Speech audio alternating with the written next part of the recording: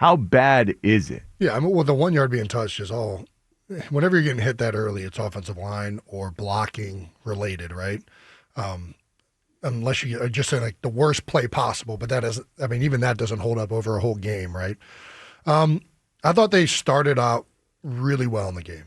I thought they started out with like 8 of 12 of their first plays in the first drive or runs, and they were actually pretty effective. Then Cam went down and kind of started falling apart quite a bit.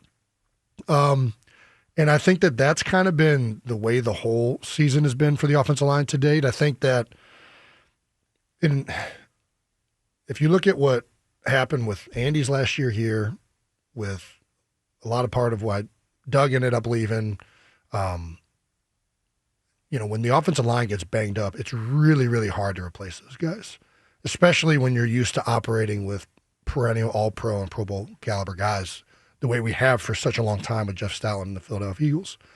Landon obviously was playing banged up. I actually think Landon looks back to the way he was playing before earlier in the season. I think you've seen that. The game before he went down with the ankle injury, I saw him redirecting and moving and playing back to his old self. Then he got the ankle injury. Then this last week, I thought he played really well. Do we need Landon to be moving to center and have someone else to come in and be the guard on whichever side? Yeah, I think that that's always an option because he's done both. In my opinion, you get more out of Landon at guard. Now, if center can't get figured out, and I don't know what the status is of Cam Jurgens, obviously they drafted Drew Kendall, right? They signed this Willie Lampkin kid from the Rams. So there's a lot of options at the center position.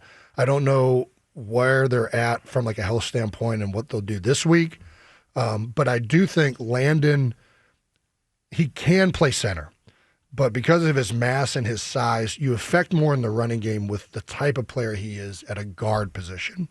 So I'd prefer him to play guard. Now, they just signed Sua Opeta. I don't know if he's ready to go, and Sua's played a lot of good football for the Eagles before. Oh, great. Matt Pryor has played a lot of really good football at guard. He obviously didn't do great at tackle earlier this year, but I think that they're figuring that out. I'm actually optimistic once these guys get healthy that it will get sorted.